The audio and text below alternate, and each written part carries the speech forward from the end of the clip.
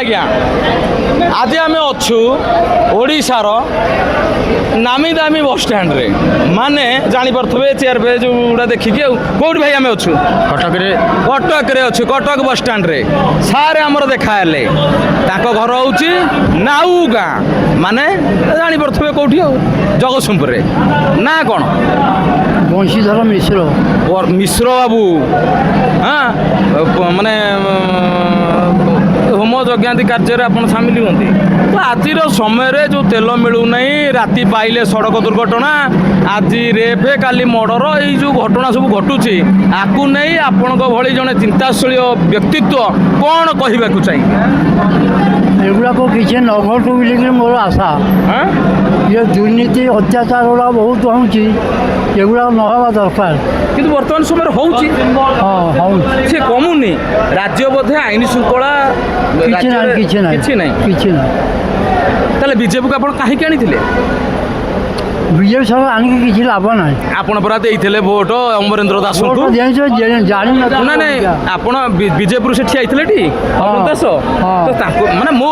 ନା ଏଇଥିପାଇଁ ଧରୁଛି ଯେ ସିଏ ବି ଜଣେ ବିଜେପି ଲୋକ ଏଇଭଳି ସବୁ ଏମ୍ଏଲ୍ଏ ଜିତିବାରୁ ବିଜେପି ଆଜି ସରକାରରେ ତ ବିଜେପି ଆଜି ସିନା ଜିତିଗଲା ହେଲେ ହେଲା କ'ଣ କିଛି ହେଲାନି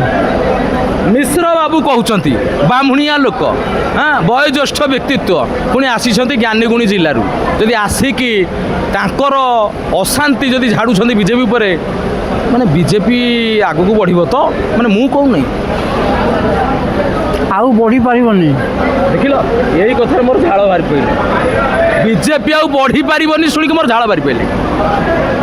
କାହିଁକି କ'ଣ ଗୋଟେ କାରଣ ଦେବେ ନା ଏଇ ଘଟଣା ବହୁତ କାରଣ ଅଛି ଏବେ 2 ମାସ ହେଲା ଭତ୍ତା ମିଳିନି ଆମମାନଙ୍କୁ ଆମେ କେମିତି ଚଳିବୁ ଭତ୍ତା ମିଳିନି 2 ମାସ ହେଲା ତାପରେ ହତାଶ ହେଉଛୁ ଆମର କିଛି ସମ୍ବଳ ନାହିଁ ତେବେ ଏଭଳି ସବୁ ଦୁର୍ନୀତି ମାନେ ଦୁର୍ନୀତି ଆଉ କହିବାନି ଏଭଳି ଯଦି ଡିଲେ ହୁଏ ତେବେ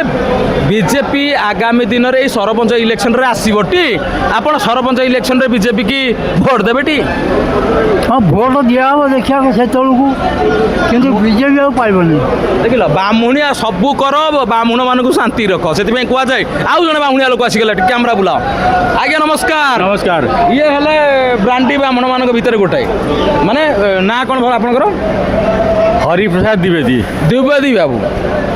କ'ଣ କହିବେ ବିଜେପି 2027ରେ ଆସିଲା ଭଳି ଲାଗୁଛି କି କାହିଁକିନା ବର୍ତ୍ତମାନ ରାଜ୍ୟରେ ଯେଉଁଭଳି ଭାବରେ ଦୁର୍ଘଟଣା ଯେଉଁଭଳି ରାହାଜାଣୀ ଯେଉଁଭଳି ଭାବରେ ରେପ୍ ହେଉଛି ରାତି ପାଇଲେ ମର୍ଡର ହେଉଛି ଗୋଟେ ଟ୍ରାଫିକ୍ ଆମର ଯେଉଁ କ'ଣ ତାକୁ କୁହନ୍ତି ରେଲୱେ କନେଷ୍ଟବଳକୁ ପିଟି ପିଟି ମାରିଦେଲେ ବାଲିଅନ୍ତାରେ ତ ଏଭଳି ଯେଉଁ ଆଇନ ମାନେ ପରିସ୍ଥିତି ତ ଆକୁ ନେଇ ଆପଣଙ୍କୁ ଲାଗୁଛି ବିଜେପି ଆଉ ଆସିବ ସେଟା କେମିତି କହିବ ସମୟ କହିବ ନାଇଁ ଆପଣ ବା ଦିନେ କହୁଥିଲେ ବିଜେପି ଜିନ୍ଦାବାଦ ଆଜି କ'ଣ ହେଲା ବିଜେପି ଜିନ୍ଦାବାଦ ମୁଁ କେବେ କହିନାହିଁ କିନ୍ତୁ ସପୋର୍ଟରେ ଥିଲେ ନାଇଁ ତମେ ସପୋର୍ଟରେ ଥିଲ ସପୋର୍ଟରେ ନଥିଲୁ କିନ୍ତୁ ସେ ତ କଳବଳ କୌଶଳ କରି ନେବ ଭୋଟ ଆଉ